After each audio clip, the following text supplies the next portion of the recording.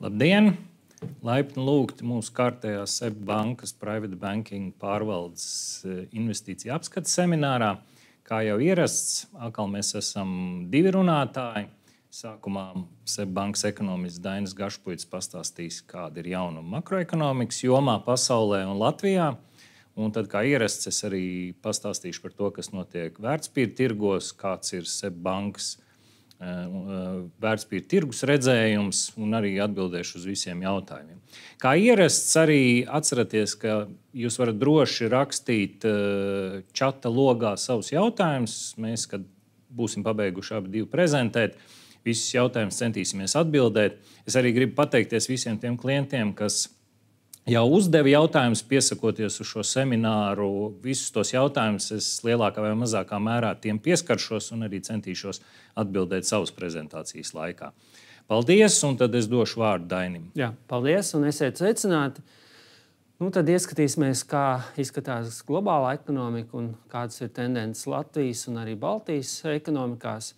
Bet šī cikla galvenais vadmotīvs ir tāds, ka globālā spriedze kavē izaugsmi. Un šķiet, ka tas tomēr būs arī turpmāko gadu viens no galvenajiem motīviem. Bet neskatoties uz to, jāsaka arī, ka ir arī atsevišķas pozitīvas iezīmes. Tātad, jā, protams, ja mēs skatāmies kopš pēdējās reizes, kad mēs tikāmies, bija vasaras sākums. Šobrīd mēs varētu teikt, ka daudzas tendences turpinās, bet nenoteiktība ir nedaudz kritusies. Bet kopumā, ja skatāmies, tomēr tā ir vēsturiski ļoti augstos līmeņos. Un kreisā pusē jūs redzat, ka ir arī diezgan daudz dažādi politiskie procesi notikuši, kas gan no vienas puses kavēs izaugsmi, bet no otras puses arī parādās jauni dzinuļi, tā skaitā arī Eiropas ekonomikai, kas varētu būt pietiekami spēcīgi, lai nodrošinātu tālāku ekonomisko izaugsmi. Protams, ģeopolitiskā nenoteiktība šķiet paliks paaugstināt vēl labu laiku uz priekšu. Skatoties, kas ir noticis vasaras periodā, jāsaka tā, ka atbilstoši, kā es minēju, pozitīvāks skatījums ir pamainījies uz šo gadu. Citiem vārdiem sakot, ja mēs gada sākumā turpinājām pazemināt prognozes, tad šobrīd, kā jūs redzat grafikā, attiecībā uz šo gadu prognožu skatījums ir nedaudz pat uzlabojies. Un galvenais faktors ir tāds, ka tomēr tā eskalācija, kas tika sagaidīta, viņa ir nedaudz bijusi mazāka. Ne par velti ir arī šis termins, ka Trumps vienmēr, ja tā var teikt, atkāpjas, jeb varētu arī citos vārdos minēt, bet katrā ziņā Trumps šo eskalāciju bieži vien ir, ja tā teikt, izvairījies turpināt, kas ir arī licis uzlaboties skatījumam attiecībā uz ekonomikas izaugsmi. Skaidrs ir viens, ka primārais sitiens ir valstīm par tās, kuras šos tarifus ievieš. Un arī šobrīd šī nenoteiktība daļa, par kuru mēs kā ekonomisti domājam, runājam, ir tas, kur ir šī ietekme un cik liela viņa ir un kad viņa sāks parādīties. Tas, ka šī ietekme no tarifu paaugstināšanas pagaidām īsti saredzama nav vai ir ļoti maz saredzama, arī ir viens no tādiem jautājumiem, kad viņa sāks parādīties. Un attiecīgi arī sāks ietekmēt citus procesus, kuriem jau vēlāk pieskarsies Inga savā prezentācijā.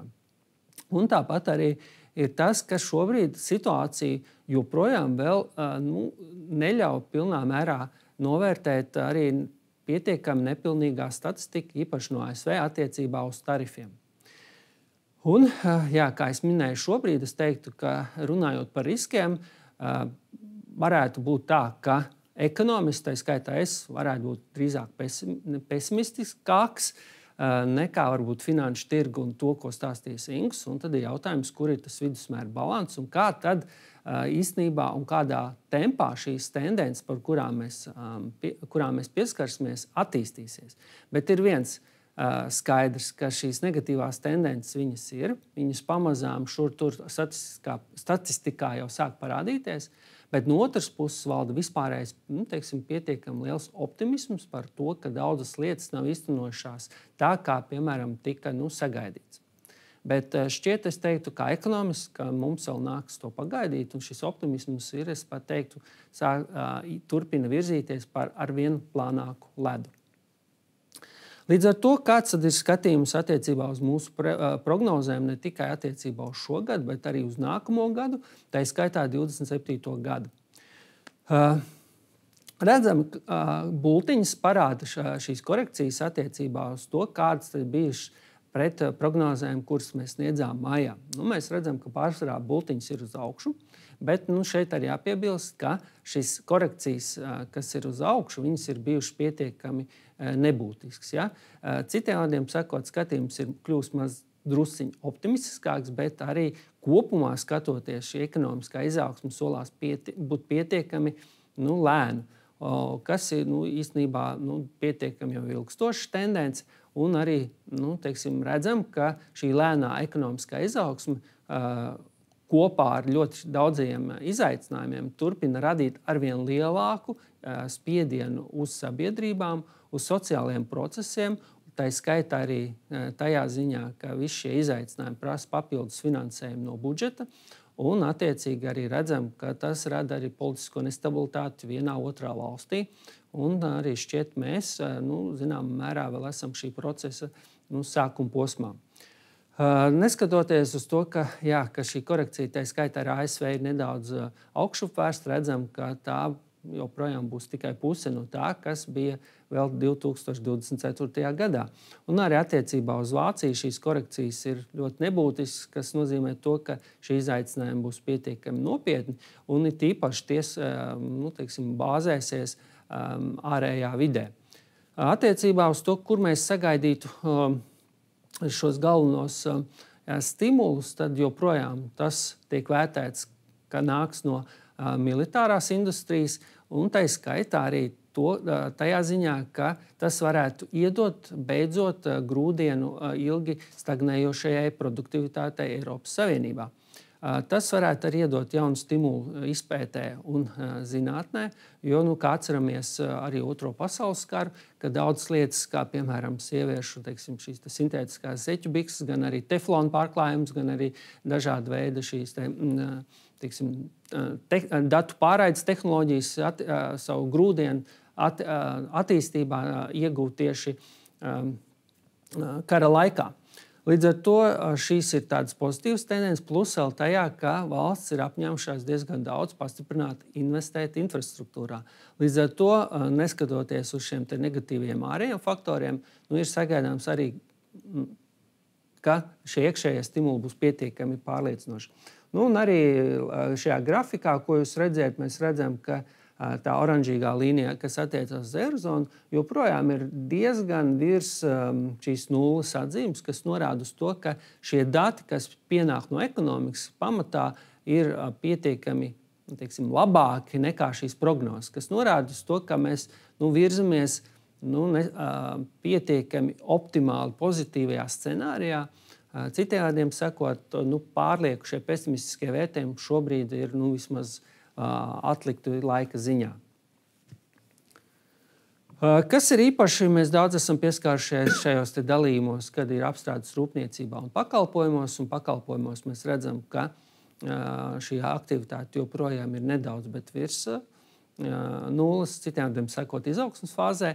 Pozitīvas tendences pēdējā laikā ir tieši redzams apstrādes rūpniecībā, īpaši Eiropā, kas ir tāds pozitīvs stimuls un arī arguments tajā, kāpēc mēs redzam šīs prognozes pozitīvāk. Un it īpaši redzam, ka šis noskaņojums apstrādes rūpniecībā lielajās valstīs kā Spānija, Itālija, Francija, Vācija, viņas jau ir vai tuvu 50 vai diezgan spēcīgi, kā Spānijas gadījumā stipri virs 50 punktiem, kas ir 50 punkti kā atzīme nullē.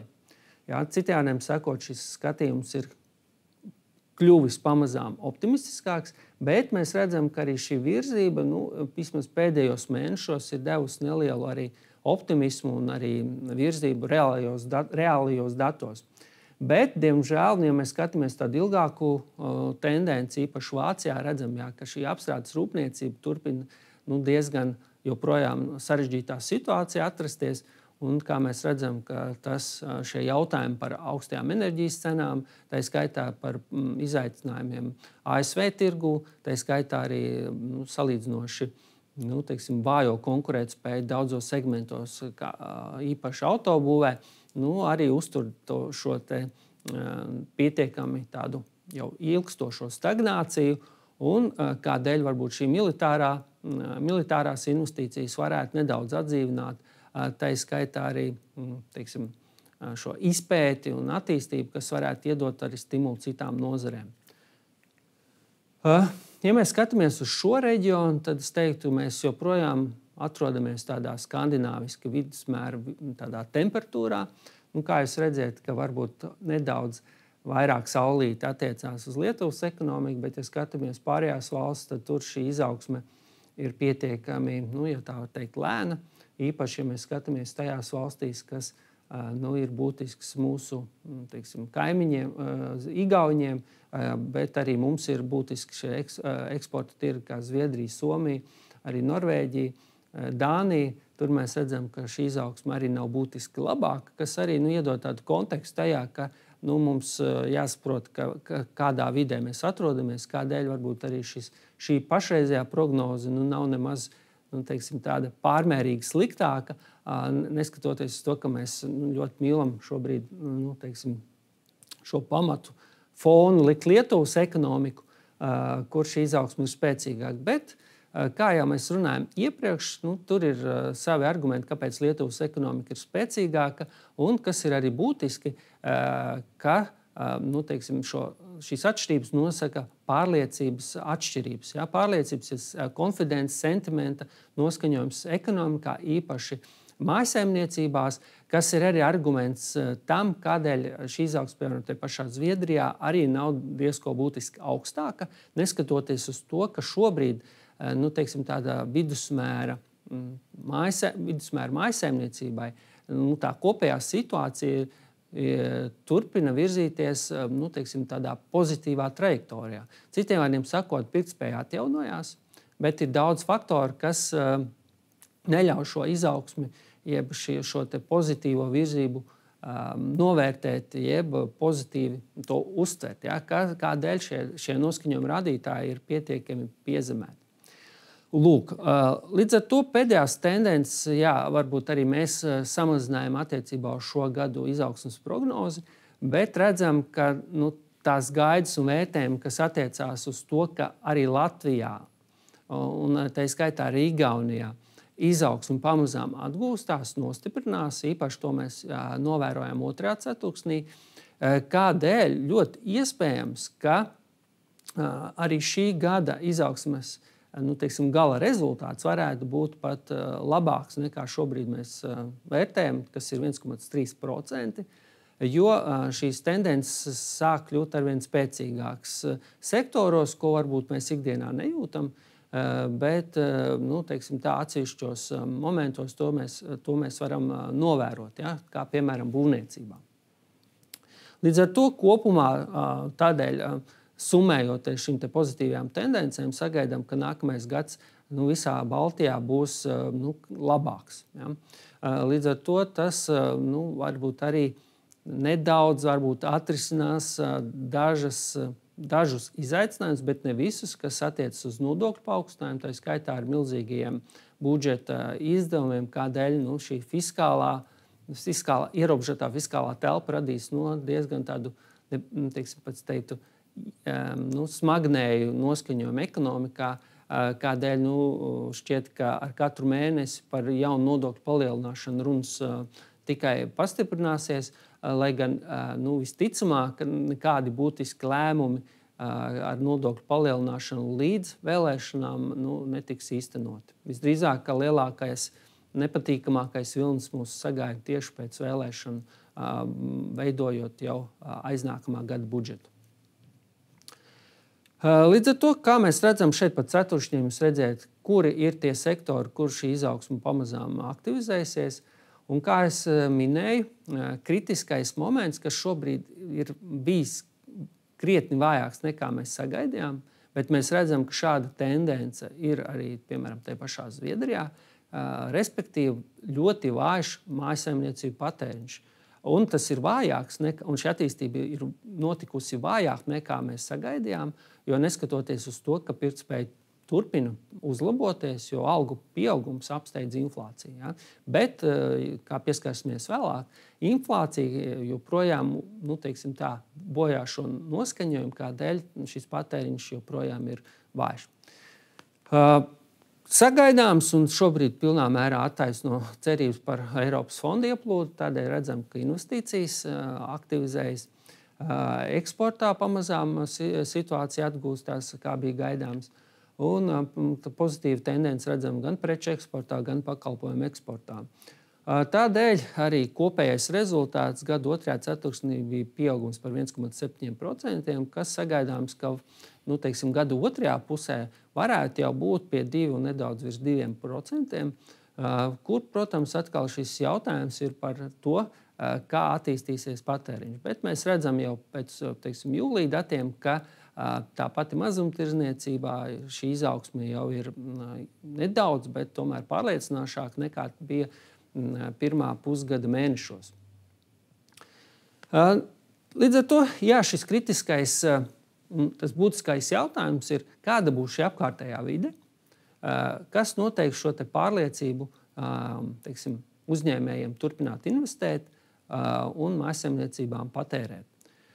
Te mēs redzam, ka šķiet, ka būtiski tādi uzlabojumi varētu izpalikt, bet tas, ko mēs redzam datos, un tā kā noskaņojuma indikators mēs saņemam nedaudz ātrāk un saulaicīgāk nekā šos datus no reālās ekonomikas, arī indikatīvi norāda, kur varētu virzīties šī ekonomiskā tendence. Un tur mēs redzam, ka apstrādes rūpniecībā noskaņojums lēni, bet virzās uz augšu. Arī augšupejoša tendence ir vērojama būvniecībā, lai gan tur mēs redzam, ka tā vidējais noskaņojums ir mīnusos joprojām, bet tendence ir augšupejoša. Kur joprojām ir diezgan tāds piezemēts, pat nedaudz lejupejošs noskaņojums redzam mazumtirdzniecībā un pakalpojumos, kas arī norāda to, ka iedzīvotāji diezgan būtiski revidējuši šo savu patēriņu paradumus un ļoti uzmanīgi izvēlas, kam tad šo naudu atvēlēt. Ja? Jo redzam, ka ir noteikti segmenti, kur pieprasījums un aktivitāte ir augoša un pietiekami pārliecinoši augoša. Ja? Piemēram, mēs redzam, ka ļoti spēcīgi pieaug jaunu auto iegāde, tā skaitā arī redzam, ka nekustamā īpašuma tirgus aktivizējas. Līdz ar to tas noskaņojums ir atšķirīgs. Te redzam, ka arī visā Baltijā, protams, ja mēs runājam par Igauniju, viņiem pēdējās dienās raisījās diskusijas, cik tad adekvāts ir šis novērtējums Igaunijā, jo tur bija stāsts par to, ka viņi pamainīja metodoloģiju, citiem vārdiem sakot, no tādas tieši kontakta atbildēm viņi pārgāja uz interneta atbildēm, kas arī pamainīja kopējo tendenci un tiek vērtēts tā, ka, ja cilvēkam ir iespēja atbildēt anonīmi, jeb internetu vidē, tad viņš ir tendēts atbildēt pesimistiskāk, negatīvāk nekā tad, ja, piemēram, šie aptaujātāji piezvana pa tiešo. Līdz ar to viņi, protams, vēl šo jautājumu risina, bet citiem vārdiem sakot, mēs redzam, ka šīs pārliecības atšķirības Baltijā ir pietiekami spēcīgas, un arī Lietuvā šis patēriņš un arī konfidence ir spēcīgāk, kas arī nosaka to, kādēļ izaugsme kopumā Lietuvā ir spēcīgāk nekā Igaunijā un Latvijā. Lai gan, ja mēs skatāmies tīri pēc finansiālās labklājības, tad pilnīgi noteikti, ka vidējais igaunis ir turīgāks nekā lietuvietis un latvietis, kur tā vidējā turība plus mīnus varētu būt līdzīga. Līdz ar to šobrīd, kā es minēju, nekustamā īpašuma tirgus atgūstas un diezgan, es teiktu, tā dzīvīgi. Cilvēki iegādājās jaunas automašīnas, pieaugums aptuveni 30%. Mēs redzam, ka iedzīvotāji diezgan aktīvi ceļo. Bet, ja skatāmies mazumtirdzniecībā, tur diezgan izteikti redzama tāda stagnējoša tendence, lai arī es teicu, pēdējos mēnešos redzam, ir bijis tāds ilgāku laiku nebijis pieaugums. Un, ja skatāmies sadaļās pārtika, nepārtika, tad redzam, ka nepārtika ir galvenais izaugsmes virzītājs spēks, kur varētu būt arī teiksim, šie segmenti, kad cilvēki, kur redzam, ka tērē labiekārto mājokli, līdz ar to pērk dažādas ar mājokli saistītas preces, ierīces, tehnoloģijas. Turpretim, kur ir kritums, redzam, ka jau ilgstoši lejupslīde ir vērojama pārtikā, kur šķiet cilvēki ir sākuši revidēt savus patēriņu grozu un pirkt mazāk. Kā man teica viens pārstāvis, kas pārzina Polijas tirgu, jo tur ir ļoti lieli dominējoši franču tīkli, tad viņiem šis secinājums esot tāds, ka, piemēram, Polijā ir līdzīgas tendences, neskatoties to, ka tur ir atbalstošākā šī politika no nodokļu puses un arī potenciāli varētu būt arī zemākas cenas, ka vidējais polis ir iemācījies nopirkt visu, ko viņam vajag.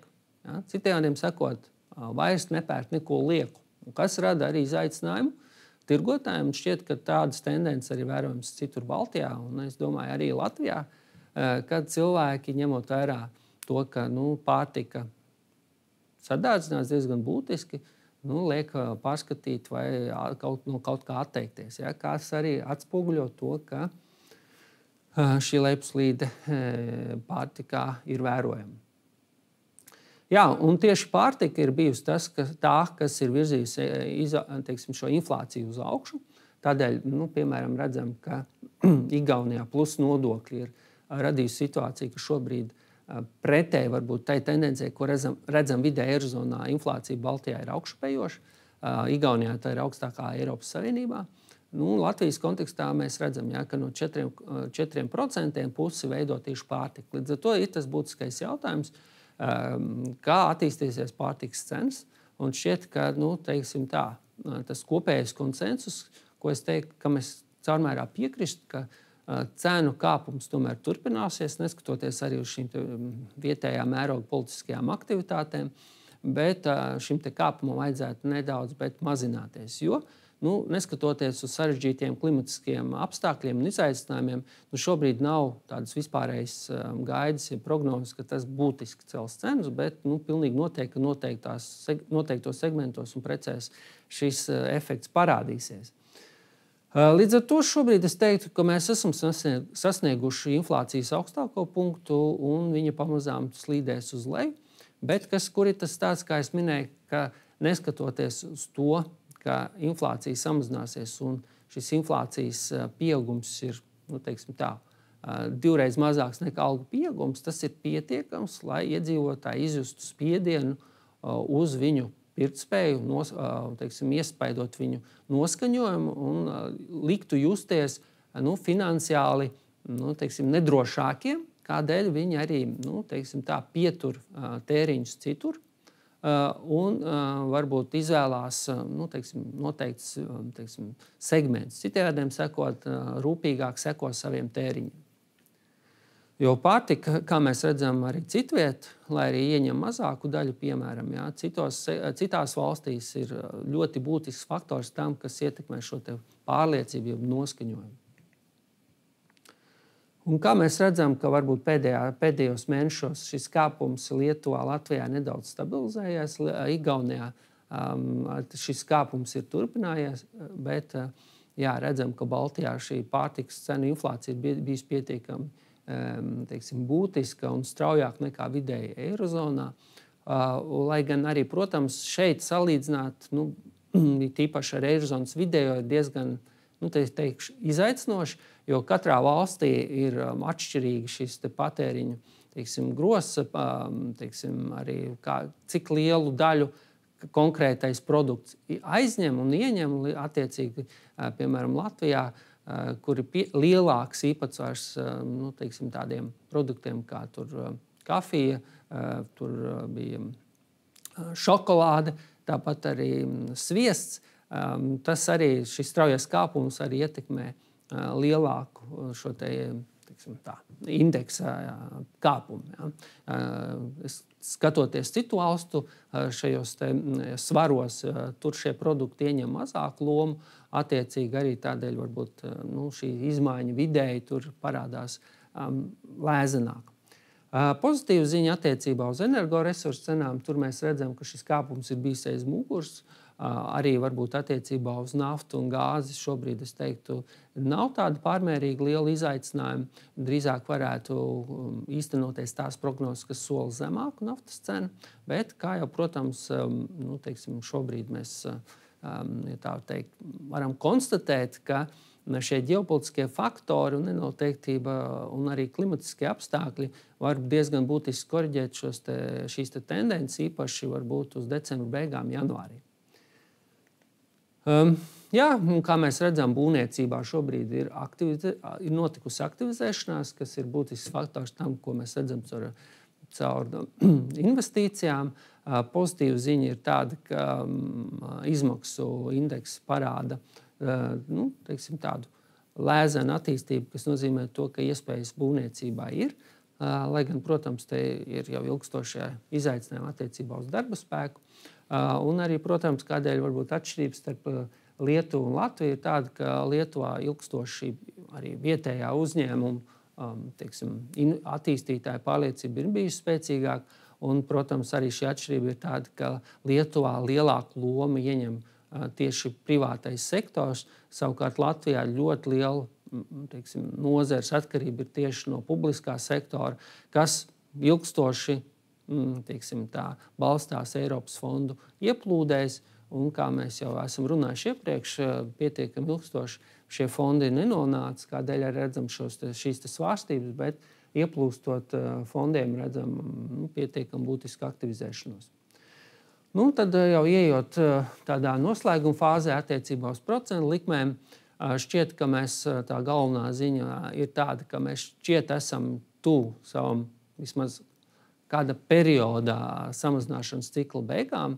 Tiek sagaidīts, ka vēl viens samazinājums varētu īstenoties, bet to mēs, ja tā teikt, varam paturēt prātā, kad tas notiks, to grūti pateikt, bet līdz gada beigām tas vēl varētu īstenoties.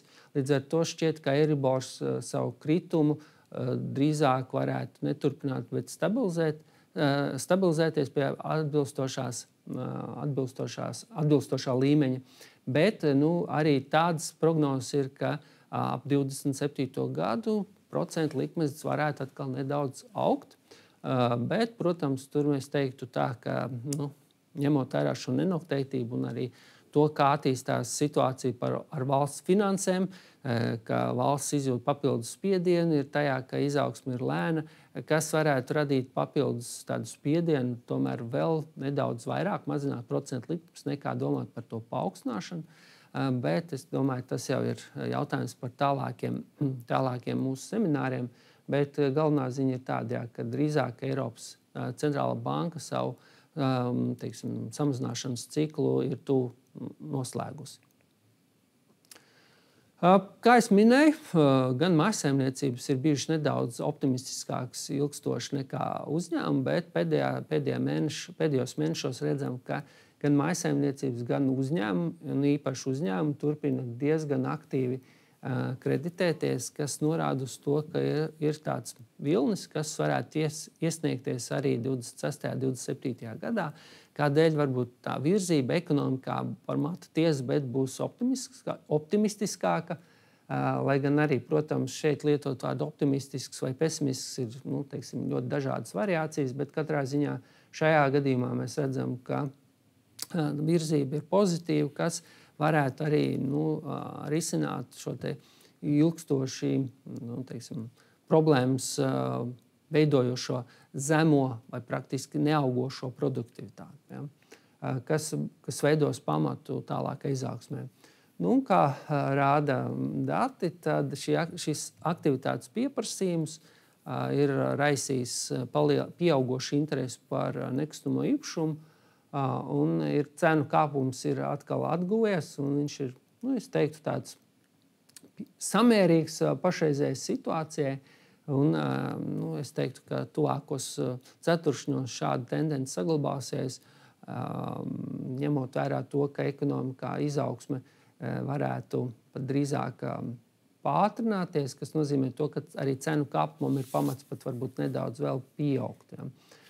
Jo mēs redzam arī pozitīvas tendences darba tirgu, kad pieauga diezgan būtiski otrajā ceturksnī samazinājās bezdarbs, kas parāda to, ka būvniecība un apstrādes rūpniecība ir tās nozares ar pietiekami daudz darbu rokām, kad viņām aktivizēties pieaug diezgan liels pieprasījums pēc darbiniekiem.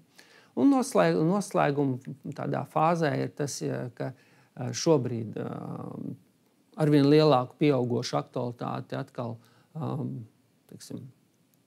parādīs valsts finanšu stāvoklis, ja, valsts budžeta deficīts un valsts parāda līmeņi, kas arī raisa to jautājumu par to, kā to visu sabalansēt. Jo ir skaidrs, ka ar aizņemšanos visus jautājumus mēs nevarēsim atrisināt. Ir skaidrs, ka demografiskās tendences liek šo te politiku īstenībā pietiekami pārdomāt. Un, kā mēs redzam, arī pagātnē ir notikuši ļoti daudz negaidītu notikumu, kas ir licis atkal bāzt roku nākotnes finansēs, kas nozīmē to, ka aizņemoties vienmēr jārēķinās, ka šādi notikumi var būt arī turpmāk. Līdz ar to jautājums par to, kā valsts spēs nobalansēt savus finanses, ir diezgan būtisks. Ja. Un, kā es minēju, attiecībā uz nodokļiem šķiet, ka lielākās runas drīzāk sāksies pēc nākamajām vēlēšanām. Un noslēdzot par to, ka varbūt nedaudz tāds ar tādu nedaudz pretēji, kā es iezīmēju stāstu par to, kā mēs ekonomiski redzam šo te bildi, par to, kā varbūt redz šobrīd finanšu tirgus un kā mēs esam redzējuši, šie finanšu tirgi ir auguši pārsteidzoši labi un strauji, un to turpināja darīt aizvadītajā nedēļā. Tomēr, paskatoties arī uz citiem rādītājiem, liek uzdot, īpaši labs rādītājs ir šis Buffett indikators, kas norāda, ka tirgi viņi turpina milst, un šī nesamērība turpina pieaugt, kas norāda uz to, ka tas pamats kaut kādā mirklī korekcijai, un mēs pat teiktu pietiekami tādai būtiskai korekcijai pastāv. Jautājums ir tāds, kurā situācijā un kādu faktoru kombinācijā tas var notikt, kas nozīmē to, ka šim optimismam ir pamats arī turpināties vēl kādu laiku, bet es teiktu tā, ka ir pietiekami liels pamats tam, ka sakrītot noteiktu apstākļu kopumam, šim noskaņojumam ir pamats diezgan strauji mainīties. Līdz ar to šis vadmotīvs būtu tāds, ko es gribētu teikt, ka investējot droši vien ir jāinvestē, kā mēs esam arī iepriekš runājuši, neko vienmēr uz priekšu paredzēt nevaram. Bet katrā ziņā es teiktu, jo tālāk, jo pārdomātāk tas jādara ar tādu pieņēmumu, ka tomēr šai korekcijai ir pamats notikt. Līdz ar to, kā es iezīmēju sākumā, tirgus šobrīd ir optimistisks, un mēs kā ekonomisti šobrīd uzdodam jautājumus, jo ir pamats tomēr uzdot šos jautājumus, jo šie notikumi tā vai citādi, viņi nevar palikt bez sekām, ja bez ietekmes finanšu tirgos. Jo, diemžēl, varbūt šobrīd vēl joprojām mēs atrodamies tādā pretrunīgā situācijā, kad, kā mēs piedzīvojām, piemēram, pagājušajā nedēļā, kad negatīvās, jeb sliktās ziņas no ASV darba tirgus, finanšu tirgu uztvēra pozitīvi, jo tas tika uztvērts kā zīme, ka Fed mazinās procentu likmes. Līdz ar to tas ir jautājums, vai šīs negatīvās ziņas, kas agri vai vēl tomēr izpaudīsies uz finanšu tirgiem, būtu bijis jāuztver pozitīvi, neskatoties to, ka īstermiņā tas šķietam varētu arī dot pozitīvu impulsu. Līdz ar to jautājumu un viedokļu atšķirības pastāv, un šķiet, ka varbūt arī tas ir tas stāsts, par ko aizdomāties, un uzdot jautājumus, Ingūram attiecībā par to, kādas lēmumus pieņemt uz savām finansēm. Līdz ar to šis stāsts par to, ka finanšu tirgi ir auguši. Šeit es jau gribētu teikt, ka Ingūns izstāstīs detalizētāk, bet šajā kontekstā, šajā pozitīvajā virzībā es gribētu parādīt vienu citu slaidu, jeb grafiku. Ir tas, ka šai pozitīvām virzībām finanšu tirgu ir jāņem vērā, ka Trumpa reitingi ir īpaši tie, kas ir bijuši dominējoši viņa ievēlēšanas sakarā. Ja mēs skatāmies ekonomika, īpaši inflācija, tāpat arī imigrācija, šobrīd uzrāda diezgan izteiktu lejupslīdi. Tuvojās starpvēlēšanas ASV, un tā vai citādi viņam nāksies veikt kaut kādus populistiskus soļus, lai atgūtu, lai parādītu, ka viņš kaut ko dara, kas noteiktos apstākļos var radīt varbūt arī pozitīvu ietekmi uz finanšu tirgiem un arī uz ekonomiku. Bet ņemot vērā līdzinējo politiku, kas ir pietiekami haotiska un arī, es pat teiktu, tādi šokējoši tirgiem, šis varētu būt viens no tādiem pamata argumentiem, ka esot zem spiediena, ka reitingi tomēr turpina slīdēt lejup, var tikt pieņemti pat absurdi lēmumi, kas var radīt šo diezgan straujo sentimentu maiņu finanšu tirgos. Līdz ar to es teiktu, ka šis ir pietiekami būtisks faktors, sekot līdz Baltānām politikai, jo viņiem būs jārīkojas, bet jebkurš šāds lēmums varēs novest arī pie tādām tendencēm, ka mēs īpaši negribētu redzēt, runājot par finanšu tirgiem. Līdz ar to šis būtu mans stāsts. Jautājums tad mēs, ja tāda radīsies, ko domā finanšu tirgu un ko ekonomisti, kuram būs taisnība, rādīs laiks, bet tālāk jau Ingūns. Jā, paldies, Daini. Jā, kas te finanšu tirgos? Dainis jau ieskicēja, finanšu tirgos valda milzīgs optimisms. Jauni rekordi sasniedz ASV akciju vadošais indeks S&P 500, tuvojas jau 6700 atzīmē. Salīdzinājumam viņš bija noslīdējis aprīlī pēc Trumpa tarifu paziņojumiem līdz 5000 līmenim. Tad tagad jau esam, man liekas, piekdien bija 6660 pie robežas. Vēl 6700 atzīmi neesam sasnieguši. Un rēķinot, neņemot vērā valūtas kursu, ASV akciju tirgus atkal ir izvirzījies vadībā arī šogad, un pieaugums ir aptuveni 14,4% kopš gada sākuma, apsteidzot Eiropu. Bet eiro izteiksmē rezultāti, protams, ietekmē valūtas kursu, un tādēļ ASV akcijas šogad ir nopelnījuši nedaudz virs 0,7%. Un eiro izteiksmē rēķinot, tomēr tie rezultāti labāk ir gan Eiropas akciju tirgiem, gan strauji augošo valstu tirgiem. Labi rezultāti arī ir obligāciju tirgu, valdību obligācijām. Tie dati uz 19. uz piekdienas taisni jaunākie, svaigākie dati. Valdību obligāciju indeks ir nedaudz plusos Eiropā, bet labi rezultāti ir investīcija kredītreitingu korporatīvajām obligācijām. Tas ir arī segments, kur ir lielākais uzsvars mūsu ieguldījumu portfeļos. Un pozitīvi un labi rezultāti ir arī spekulatīvu kredītreitingu obligācijām.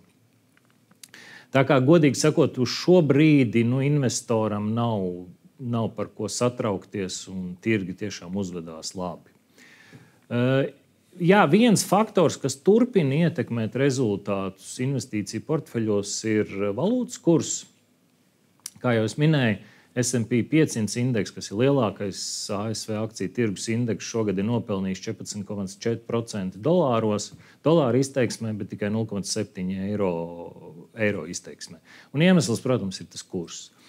Kursa kāpums šogad ir bijis ļoti spēcīgs eiro, kursa kāpums attiecībā pret ASV dolāru, bet pēdējo mēnešu laikā faktiski viņš svārstās ap 1,17 atzīmi. Tur ir viena brīdi 1,18, 1,16, bet tas 1,17 tagad jau ilgāku laiku ir nostabilizējies. Un, ja paskatās uz to ilgtermiņa bildi, mēs esam tādā lielā koridorā, kurā valūtas kurs, eiro dolāra valūtas kurs svārstās pēdējo 10 gadu laikā. Tā kā tādas milzīgas, fundamentālas izmaiņas pagaidām nav.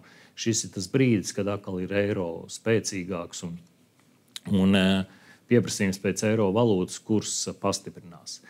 Viens iemesls, ko es varbūt gribēju pakomentēt par dolāru kursu runājot, par eiro dolāru kursu runājot, iepriekšējos semināros un arī sevišķi pēc Trumpa tarifu paziņošanas, tā galvenā tēze bija, un arī tā tēze saglabājās mūsu investīciju stratēģijā, proti, ka pastāvot lielai nenoteiktībai par ASV politiku, investori tā kā baidās un pārvirza kapitālu uz citiem tirgiem, samazina proti ASV vērtspapīru īpatsvaru savos portfeļos.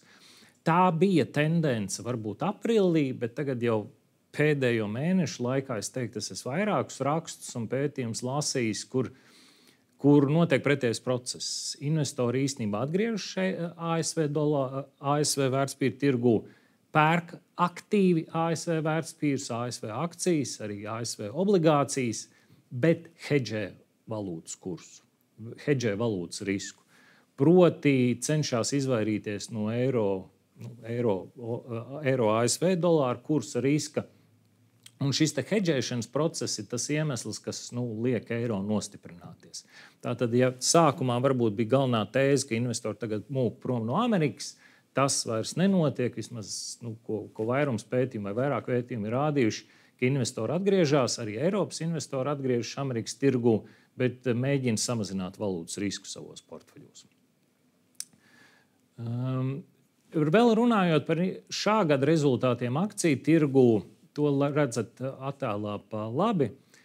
Kopš maija Eiropas akciju tirgi faktiski nekur nav gājuši. Ir tāda svārstība, tā ir tā sarkanā līkne.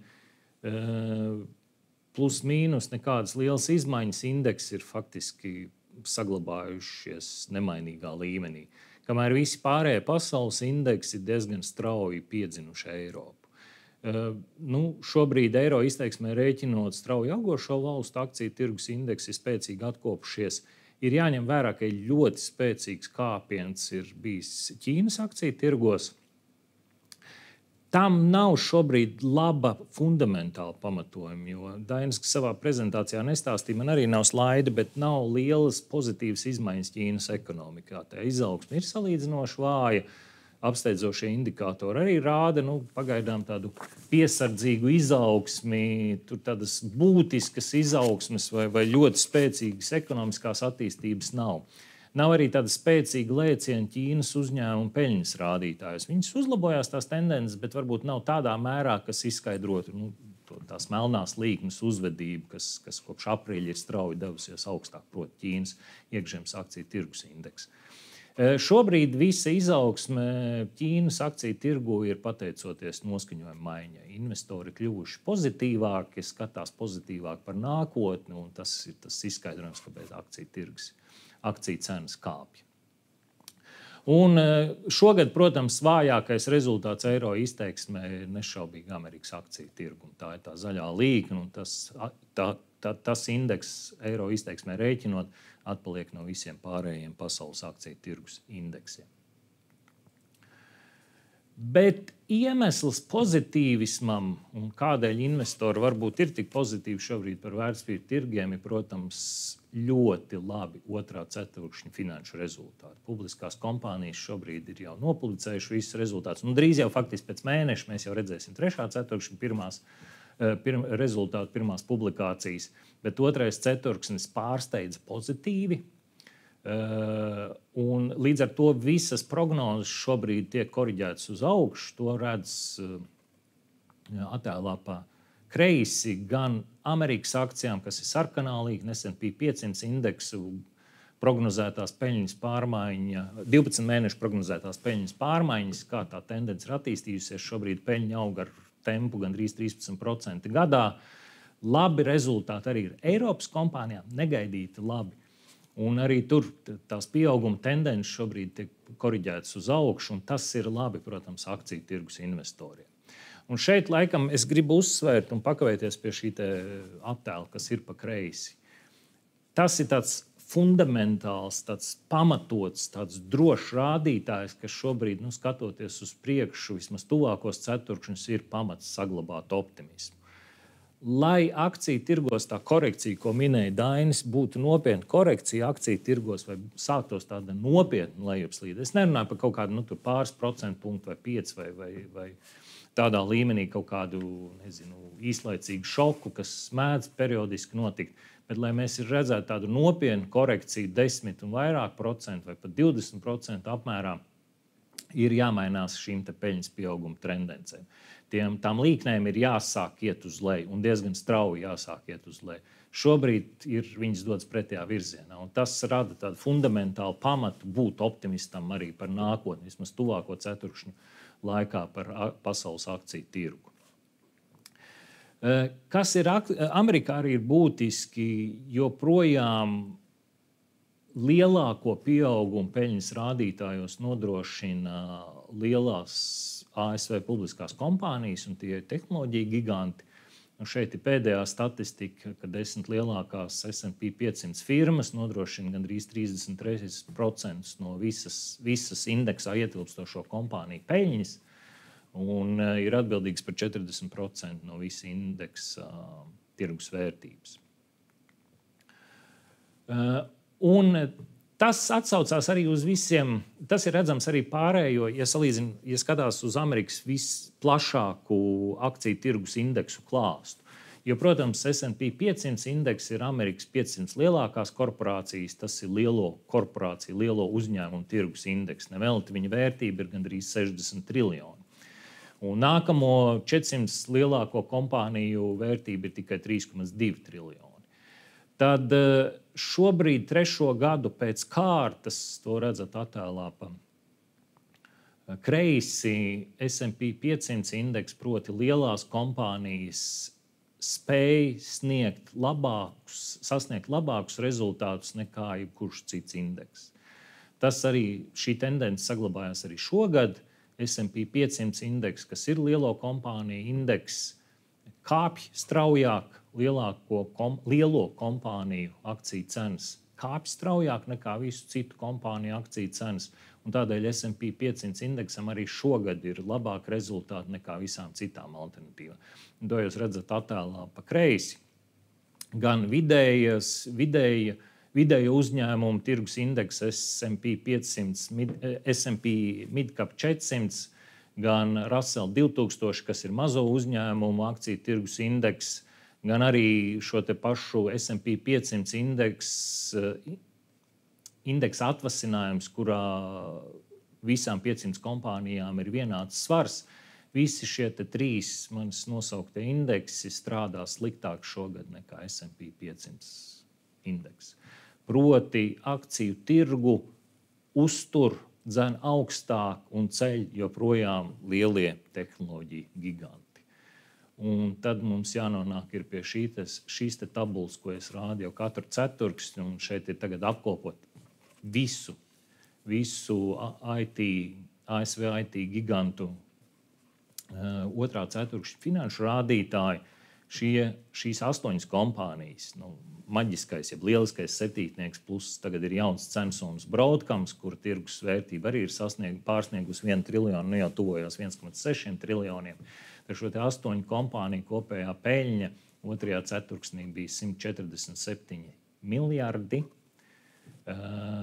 pieaugums 33%, faktiski 34% pieaugums pret gadu iepriekš. Jūs redzat, kā strādā šīs lielās kompānijas, pieauguma tempi ir ārkārtīgi lieli. Izņemot varbūt Tesla, kas strādā ar zaudējumiem, bet Tesla varbūt ir īpašs stāsts, un tur investori pērk nākotni. Un solījumi no Elona Muska, kad tā nav vienkārši autoražošanas kompānija, bet kompānija ar milzīgu izaugsmes potenciālu. Bet viņu peļņas rādītāji ir ārkārtīgi spēcīgi un saglabājās spēcīgi. Tas laikam ir tas svarīgākais, kas šobrīd ir jāsaprot un kas laikam ir būtiski no manas puses arī uzsvērt. Viņi pelna ne tikai tas esošie peļņas rādītāji ir ārkārtīgi spēcīgi un izaugsmes temps ir ārkārtīgi labs, bet arī viņi ir pozitīvi par nākotni. Un visi 3 lielākie datu centru operatori pasaulē, Microsoft, Amazon un Alphabet, viņi veic ārkārtīgi lielas investīcijas šobrīd. Viņi ārkārtīgi straujos tempos būvē jaunus datu centrus. Tas bizness šobrīd, katra, man liekas, no tām kompānijām šobrīd investē gadā aptuveni $100 miljardus taisni datu centru jauda attīstībā, un kas laikam ir būtiski. Viņi saka, pat nestoties uz šīm milzīgām investīcijām, un to Microsoft ir vairākas reizes, un arī Alphabet, starp citu, savos ceturkšņa rezultātos, ja komentāros pēc tam uzsvēra, mēs nespējam apmierināt visu pieprasījumu.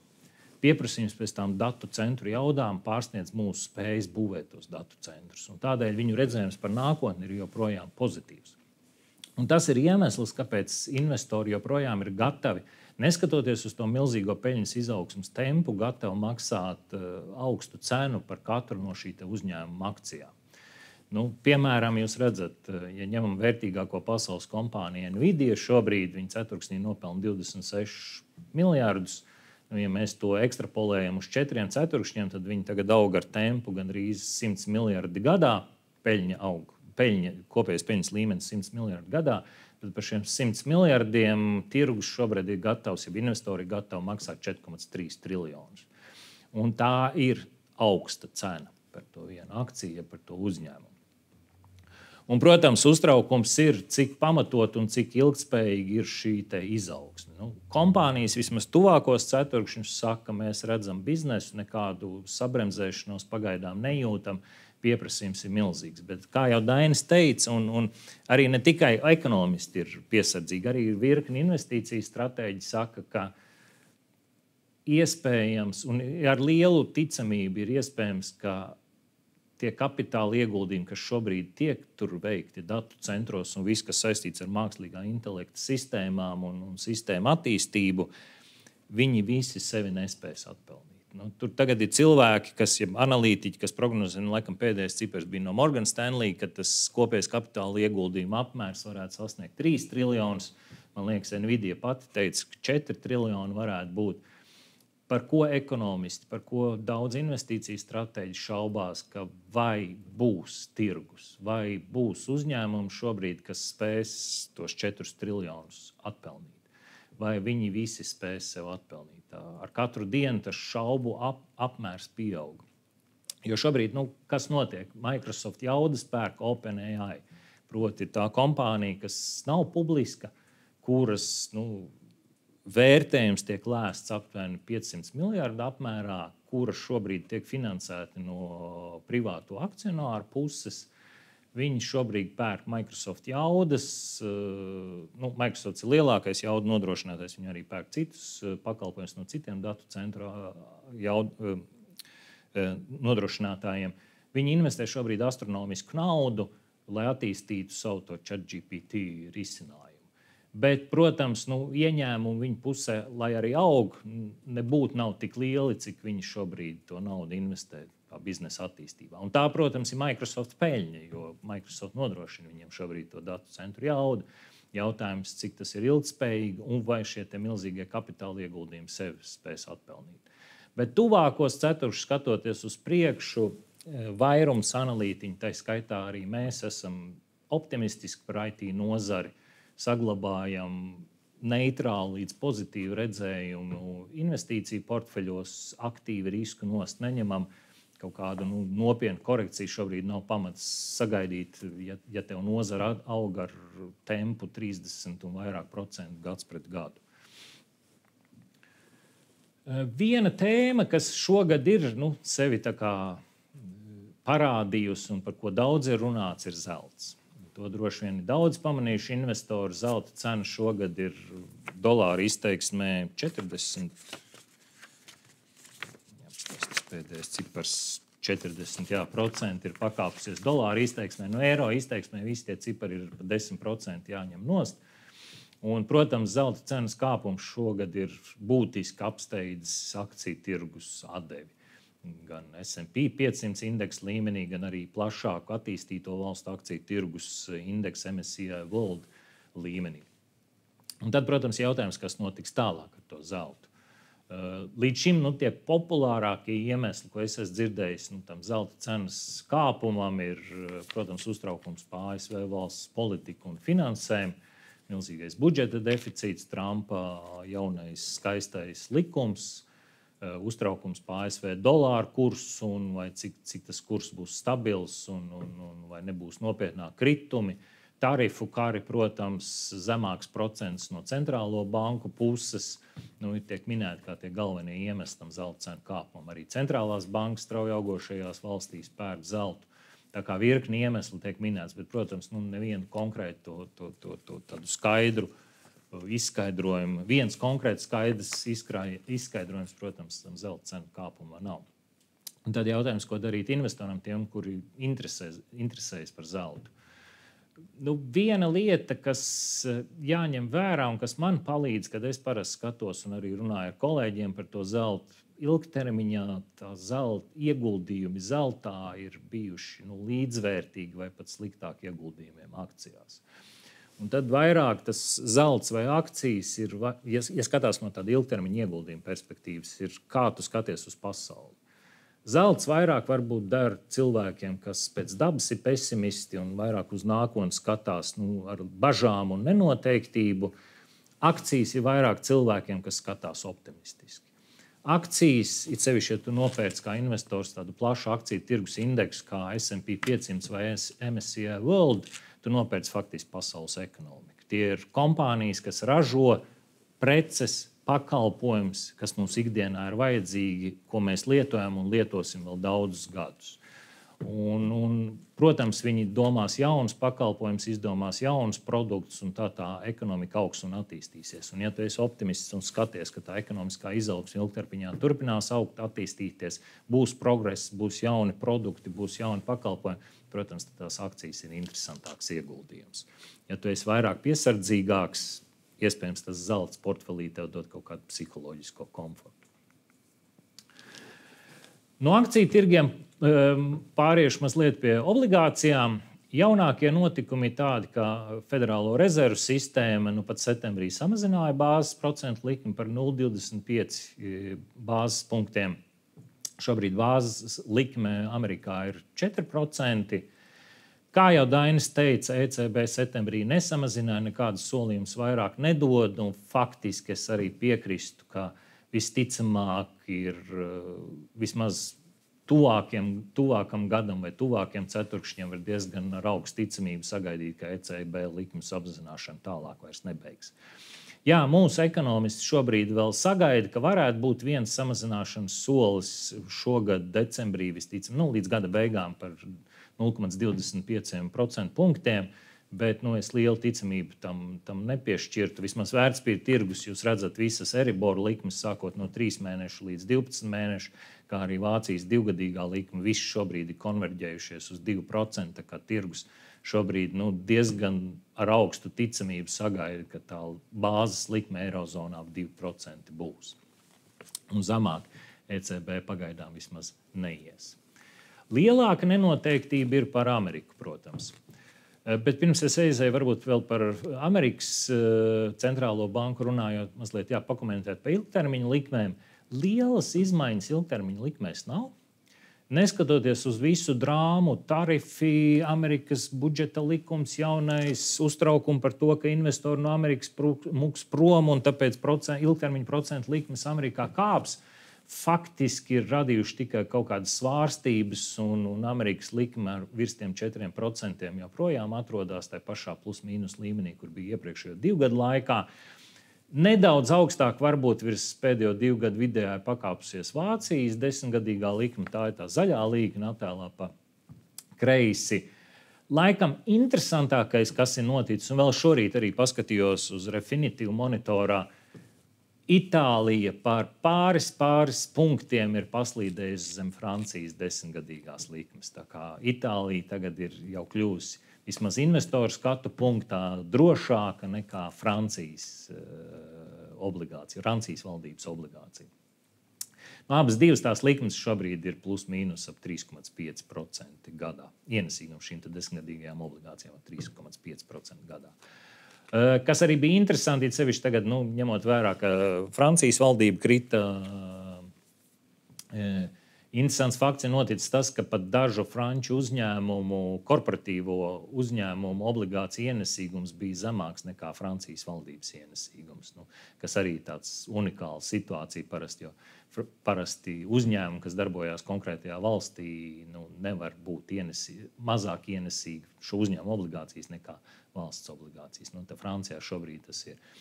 Bet, cik es esmu lasījis, un arī pašu franču ekonomistu skats, ka šī drāma visticamāk beigsies un kaut kāds kompromiss tiks panākts un tā kā būtiski uztraukties par, nestoties uz to, ka varbūt dažas reitinga aģentūras Fitch samazināja pat Francijai kredītreitingu, bet tas kopējais kredītreitings Francijai joprojām ir ļoti augsts un viņi ir viena no Eirozonas pamatvalstīm un uztraukties tā būtiski par Francijas valdību obligācijām mēs šobrīd laikam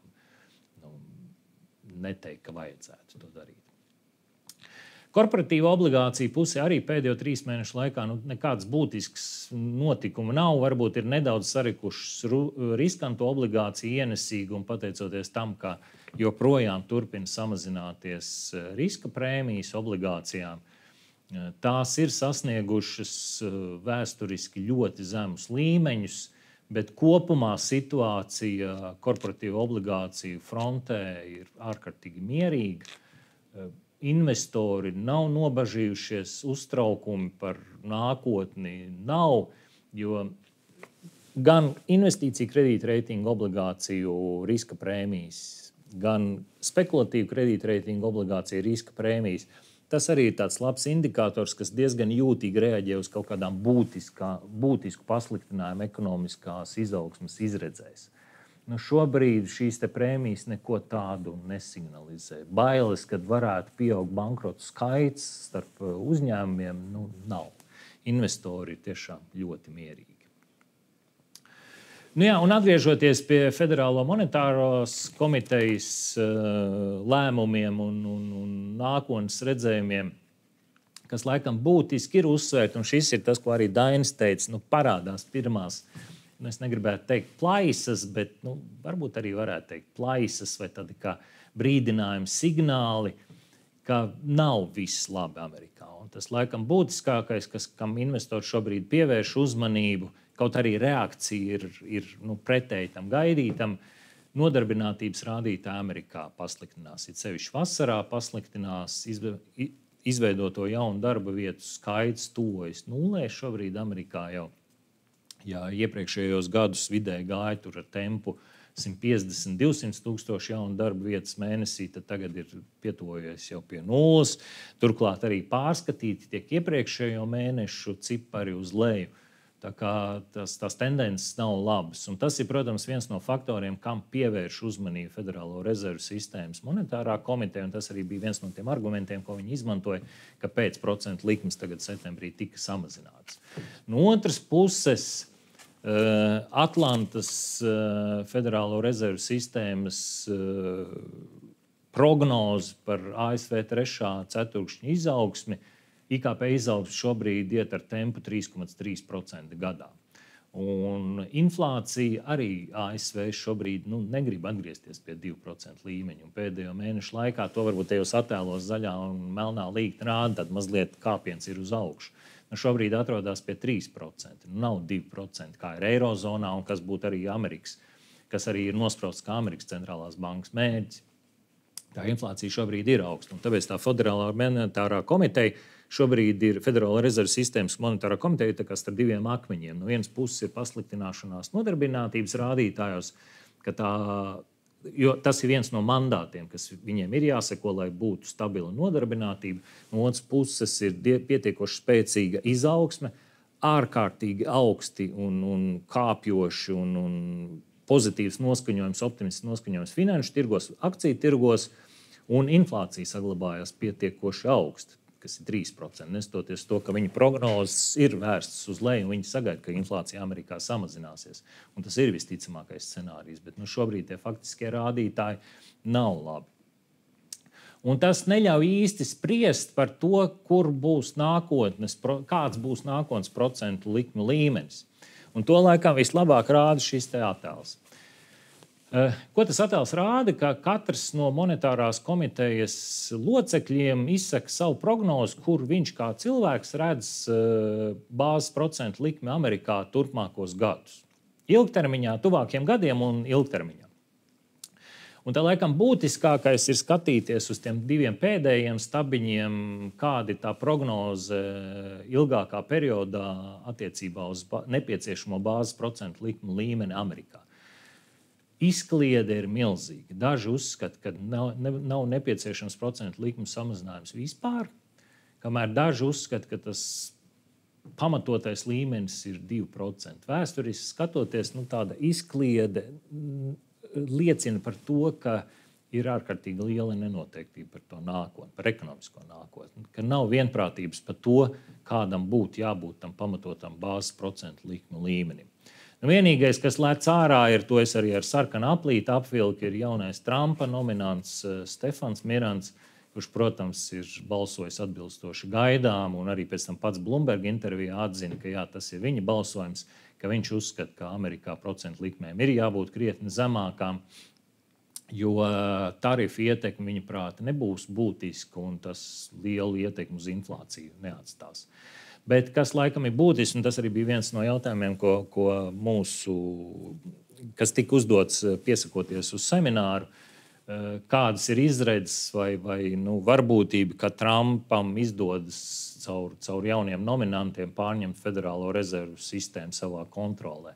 Laikam šis attēls vislabāk rāda, ka vairums locekļi tomēr ir konservatīvi noskaņoti un kaut kādus būtiskus nepareizus lēmumus nepieņems un centīsies tomēr izsvērtus tos lēmumus pieņemt arī esot monetārās komitejas locekļi. Pat daži tie kandidāti, kas jau šobrīd ir monetārajā komitejā, daži locekļi, kuri kandidē būt par Powella aizvietotāju, arī viņi nav, pēdējā balsošanā nav izrādījuši kaut kādas milzīgas ekstrēmas vērtības attiecībā par nākotnes procentu likmu līmeni. Tā kā tas vienprātība, jeb konsensus šobrīd ir, ka tomēr tik viegli pārņemt savā kontrolē monetāro komiteju un piespiest tagad strauji samazināt procentu likmes Amerikā, Trumpam laikam neizdosies. Tik viegli to panākt nebūs, tik viegli to īstenot nebūs. Un tas dod, zinām, tādu kā stabilitāti. Tas varbūt arī ir iemesls, jo vasarā tā bija tāda populāra tēma, kas pacēla ilgtermiņa procentu likmes Amerikā augšā, kas lika ASV dolāru kursam krist, kas arī bija faktors par labu zeltam, kad cilvēki meklē kādas alternatīvas. Ja tagad Amerika sāks drukāt dolārus, nolaidīs likmes tur uz 2%, Trumps pat vienā laikam preses konferencē teica, ka viņš sagaida 1% bāzes likmi.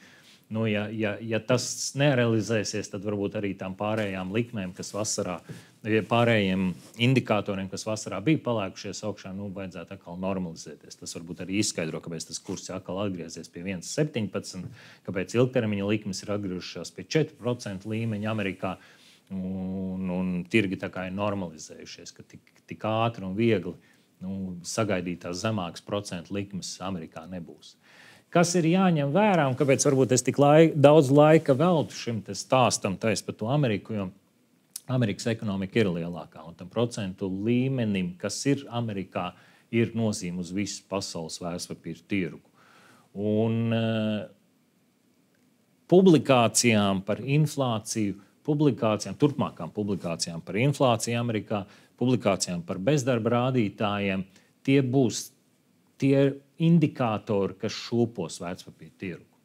Ja viņi būs negatīvāki, ja pēkšņi tas darba tirgus atkal uzlabojās un inflācija saglabājās augstāk vai tur par 0,1% ir augstāk nekā gaida, piemēram, 3% pamata inflācija, bet faktiskais ir 3,1%, tas varētu būt viens no tiem katalizatoriem, kas izraidīs kaut kādu lejupslīdu akciju cenās. Jo tad investoriem būs jāpārskata šobrīd gaidas par nākotnes procentu likmu līmeni.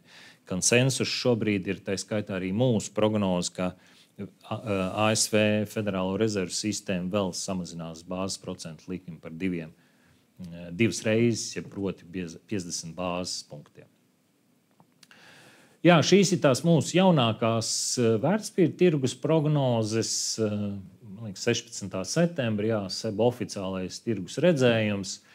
Līdzīgi kā arī iepriekšējā reizē, mēs joprojām sagaidām, ka eiro-dolāra kurs turpinās nostiprināties un virzīsies 1-2 virzienā, bet tas kāpums pret šā brīža līmeni mēs runājam faktiski par 3-5% vēl. Tā kā, es teiktu, viņš ir normāls valūtas kursu svārstību līmenī. Tā kā mēs plus mīnus esam pie tā līmeņa, ko mūsu ekonomisti arī sagaida nākotnē. Kā jau mēs pieminējām, arī Dainis uzsvēra, mūsu ekonomisti vēl sagaida, SEB grupas ekonomisti sagaida, ka būs vēl viens bāzes procentu likmju samazinājums no ECB puses. Savukārt gada beigās bāzes procentu likme Amerikā varētu būt 3,75 līmenī. Vēl 2 samazinājumi. Ilgtermiņa likmēs lielas izmaiņas mēs vairāk neprognozējam. Plus mīnus tie esošie procentu likmu līmeņi vismaz tuvāko gadu laikā saglabāsies. Kā Dainis jau arī minēja, iespējams pakāpsies augstāk turpmākajos gados. It sevišķi ekonomiskā izaugsme atkal atgriezīsies un pieņemsies spēkā, jo šobrīd tas izaugsmes temps nav augsts prognozētais. Laikam nākamajam gadam Eirozona Amerikā abos divos bija vienāds ap 1,5, 1,3 līmenī. Noslēgumā, kāds ir mūsu tirgus redzējums? Šis gan ir augusta publikācijas. SEB grupa nav nopublicējusi jaunāko tirgus redzējumu septembrī. Vēl iespējams šonedēļ varētu būt, kad ir tagad beigušās visas centrālo banku septembra sēdes. Bet kopumā tas redzējums mums ir neitrāls. Nedaudz esam piesardzīgāk palikuši par nākotni. Saglabājās esošie uzsvari akciju tirgu, uzsvars ir uz Eiropu, Eiropas akciju tirgiem, uzsvars ir uz strauji augošo valstu akciju tirgiem. Šie uzsvari arī ir mūsu ieguldījumu portfeļos, ko mēs pārvaldam šeit Latvijā. Viena izmaiņa ir, kas ir notikusi, ir, ka šobrīd ir vismaz SEB stratēģiskā skatījumā ir palielināts uzsvars uz valdību obligācijām, kamēr investīciju kredītreitinga korporatīvo obligāciju uzsvars ir kļuvis neitrāls, tā kā samazināts, samainīt vietām šie. Portfeļos mēs šeit Latvijā neesam izmaiņas tajā obligāciju pusē veikuši. Laikam vēl viena lieta, kas ir parādījusies tīri par reģionālo sadalījumu, ir samazināts uzsvars uz riskantiem, jeb uz izaugsmu vērstiem akciju tirgus segmentiem, jeb nozarēm, un palielināts ir uzsvars uz tā saucamajiem drošajiem akciju tirgus segmentiem. Un vēl būtiskāk tika palielināts uzsvars uz veselības aprūpes nozari. Šī nozara ilgstoši tagad ir atpalikusi no kopējā akciju tirgus indeksa, viens no sliktākajiem akciju tirgus nozares indeksiem. Man liekas, pēdējo 12 mēnešu laikā kritums ir bijis 14%, kamēr S&P ir augšā par 14% vai 15%, gandrīz 30 punktu starpības starp abiem indeksiem. Diezgan būtiski ir atpalicis. SEB investīciju stratēģi šobrīd ir palielinājuši uzsvaru vēl vairāk šo veselības aprūpes nozari. Mēs šeit portfeļos Latvijā pagaidām neesam izmaiņas veids. Skatīšos, kā tā attīstīsies vismaz tuvākajos nedēļās, jo nekādas būtiskas izmaiņas tajos nozares sadalījumos nav. Tā kā portfeļos mēs arī šobrīd nekādas būtiskas izmaiņas neveicam, saglabājam esošos uzsvarus uz Eiropas akciju tirgiem, strauji augošo valstu tirgiem, un kopumā tas mūsu redzējums patiesībā ir optimistisks, tāds piesardzīgs optimisms, ja varētu teikt. Un galvenais iemesls ir tomēr atbalstoši centrālās bankas, tās procentu likmes tiek samazinātas, tā pašā laikā publisko kompāniju finanšu pārskati liecina, ka peļņa aug, un arī nākotnes redzējums vismaz turpmākajiem ceturkšņiem ir pozitīvs. Paldies liels, tad es pabeidzu tagad savu stāstu. Tagad mēģināsim atbildēt jūsu jautājumus. Man ir viens jautājums uzreiz Dainim par to pašu Franciju. Ir mums jāsatraucās, ja nav jāsatraucās? Es domāju, īstermiņā nē. Jo, tā vai citādi, es domāju, tā politiskā turbulence labi būs, bet es teiktu, ka šobrīd vairāk jāuztraucās par tiem politiskiem procesiem, ko es iezīmēju, ka dažādu faktoru dēļ cilvēki tomēr sliecās uz tādiem populistu pusi, uz dažādām radikālām partijām, kas mūsu drošībai un tādā drošības situācijā īsti pozitīvu tādu attīstību nesola. Kaut tā, ja paskatīsimies Lielbritāniju. Ja. Tur mēs redzam, ka Farāžs visticamāk uzvarēs, ja būs nākamās vēlēšanas kaut kad drīzumā. Par Franciju,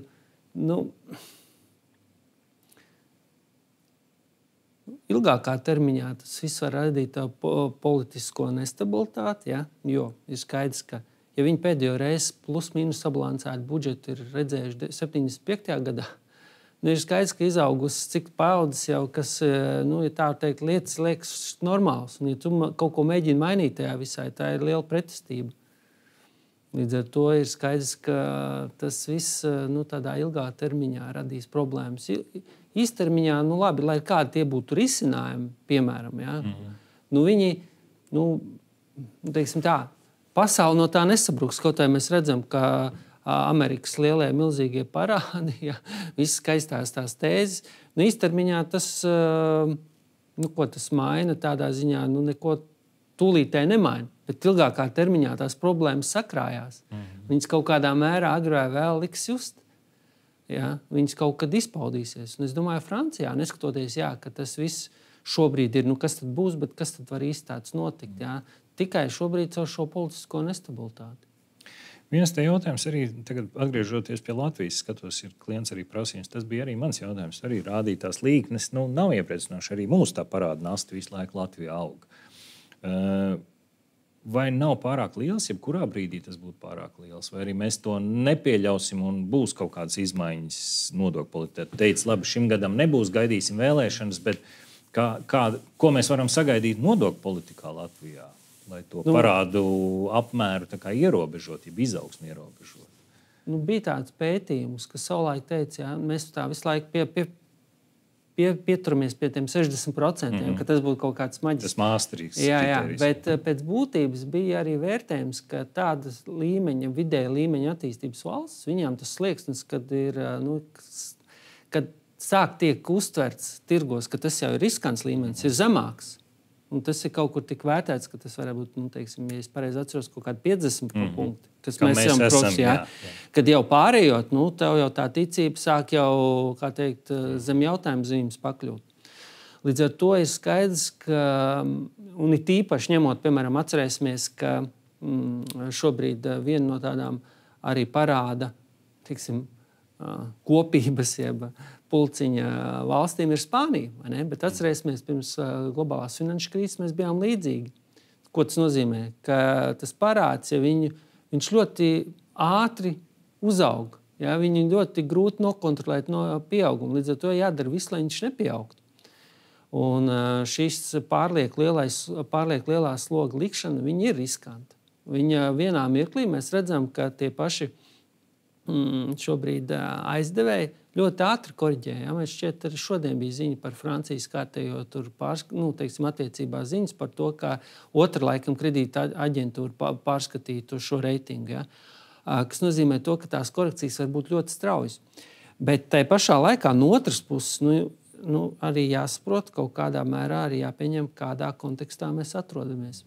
Mēs esam, es teiktu, krīzes situācijā. Ja? Kādas krīzes? Drošības krīzes. Ja mēs pārlieku kaut kā vilksim gumiju ar šiem drošības risinājumiem, mēs redzam, ka tā drošības situācija var ļoti ātri eskalēties. Ja? Un ja mums nebūs gatavs, un ja mēs to nebūsim izdarījuši, mēs zinām mērā riskējam ar savu, neveselību, pat dzīvi, ar valsts, pastāvēšanas kaut kādā mērā.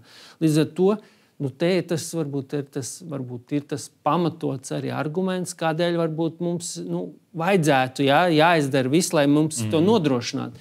Citos apstākļos, es teiktu, tā būtu nepiedodama tāda politika īstenošanas, bet mēs redzam, ka šobrīd to dara gan Lietuva, gan Igaunija, ka tur daudz risinājumu nav. Līdz ar to, ja mēs pieņemam to, ka esam tajā krīzes situācijā, tad es teiktu, ka kaut kādā mērā tas ir pieļaujams. Bet te jau ir tas stāsts, ko mēs redzam, ka sabiedrībā un arī starp dažādām sabiedrības grupām tā uztver, vai mēs esam krīzē, vai vēl nē, vai tā vispār tas nav aktuāls, ļoti atšķirās. Un arī teiksim, redzam, arī, ka politikas teiksim, vidū ir atšķirības. Līdz ar to mēs runājam, līdz ko tu gribi to aktualizēt, kādā rakursā uz to skatāmies. Ja? Tā kā es domāju, ka ir šī transformācija, un es gribēju citēt Vācijas kancleru.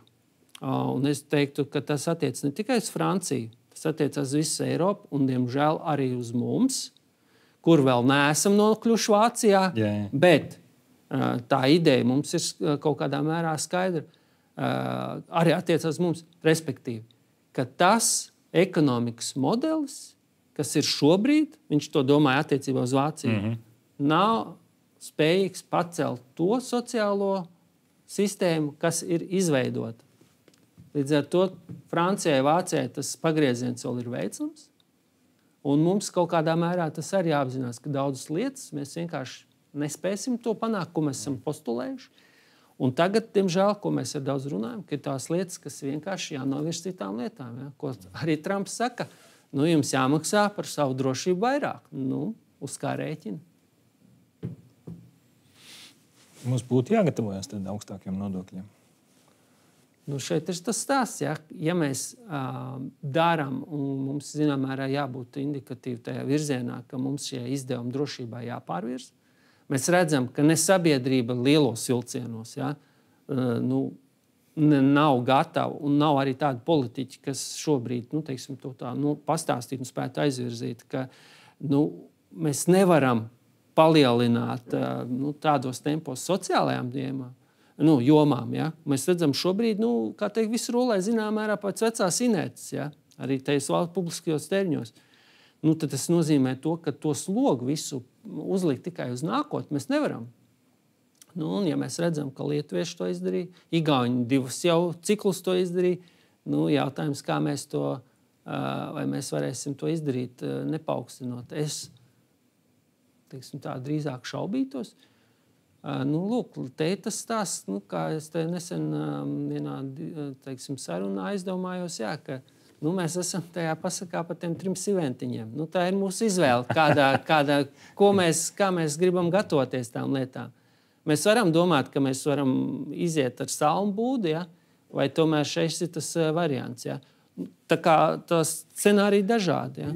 Vēl viena lieta, atgriežoties pie tā Francijas un Vācijas, jo tas arī svarīgi no tā Eiropas akciju tirgus stāsta.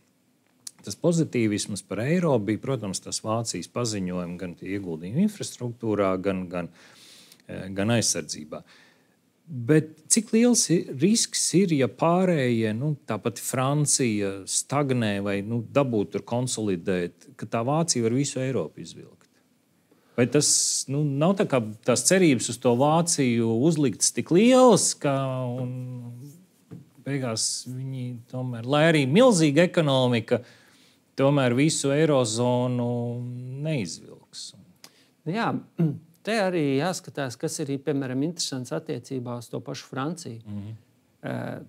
Kur viņi arī saka, ka viņiem ir tāds sabiedriskais konsensus, ka mēs paļaujamies valsts, un valsts tad ļoti daudz ko dara.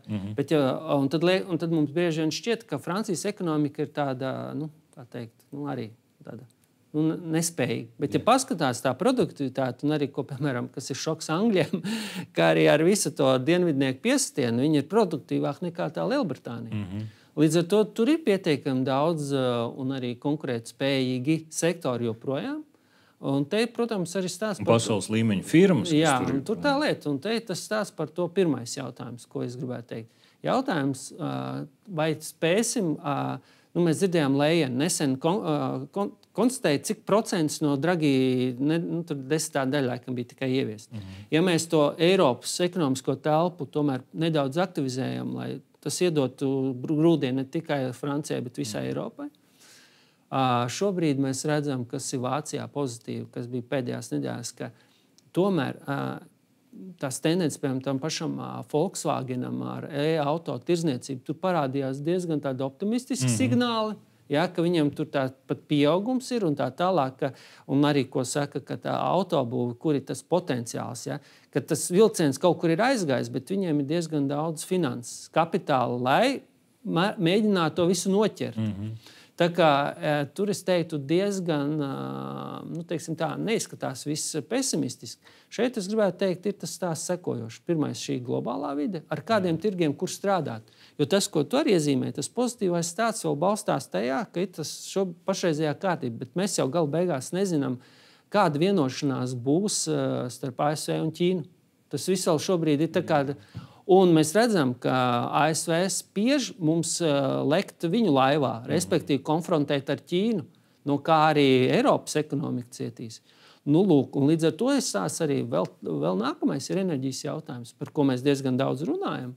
Bet tā kā enerģijas jautājums tiešām, vai mēs spēsim to enerģijas jautājumu atrisināt tādā veidā, lai apstrādes rūpniecība un arī šie datu centru izveide būtu, teiksim tā, ar potenciālu. Ja tas viss aiziet, šobrīd es teiktu, mēs esam tādā, teiksim, faktu realizācijas posmā, bet parādā ir, es teiktu, iezīmes, kas pozitīvi. Un ir tīpaši es teiktu, ka arī ir, teiksim tā, runājot ar Francijas pārstāvjiem, viņi ļoti aktīvi investē šajā Ukrainas enerģētikā un tā skaitā arī šajās militārās industrijās.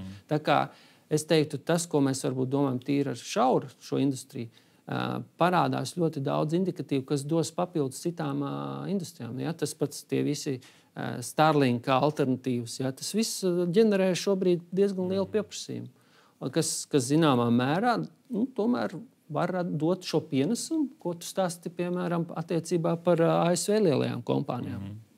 Tā kā ļoti daudz dažādu faktoru, bet es teiktu, atbildes viennozīmīgi šobrīd nav, bet ir tās indikācijas, kas jārisina, bet ir, teiksim, kaut kāda virzība ir tādā, teiksim, daudzsološa, teiksim, tādā pozitīvajā virzienā. Un pēdējais jautājums attiecībā par to, ko tu rādīji, to Buffett indikātoru. Te ir klients uzsvērs, ka ir iemesli, kāpēc varbūt viņš šajos laikos nav vairs tik atbilstoši kā vēsturiski bija, ņemot vērā, ka tie ASV uzņēmumi ir kļuvuši par startautiskiem uzņēmumiem, darbojās ārpus ASV.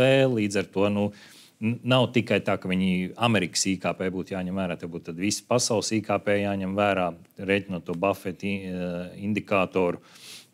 Vēl viens arguments, arī sevišķi par tiem vēsturiskiem indikatoriem runājot, arī ir, ka mainījusies to publisko kompāniju struktūra. Ja kādreiz tie indikātori vēsturiski strādāja apstrādes rūpniecības uzņēmumiem, tad tagad to ekonomiku ir uztur uzņēmumi, kas ražo pakalpojumus, kur lielākā vērtība viņos ir nemateriālā vērtība. Tur vairs nav rūpnīcas un pārējais.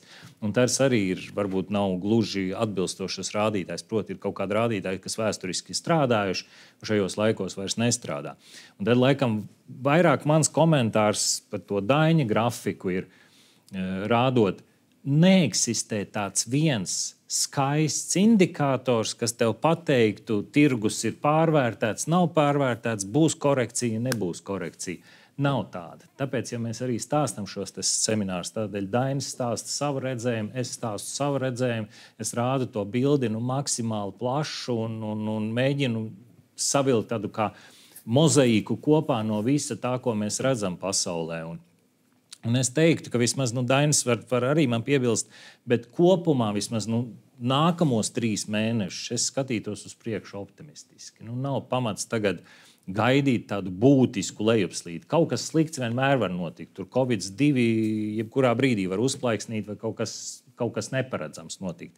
Bet normālos apstākļos šobrīd ir pamats būt optimistiskam par tiem vērtspapīru tirgiem. Ilgtermiņā, protams, viss kas var notikt. Un tas politiskie riski, ģeopolitiskie riski, viss tas, ko Dainis runāja, tie ir faktori, kas ir jāņem vērā jebkuram investoram, domājot par to, kā es to savu portfeli salieku kopā, kāds ir tas aktīvu sadalījums manā portfelī, cik daudz es lieku riskantos aktīvos, cik daudz es lieku obligācijās.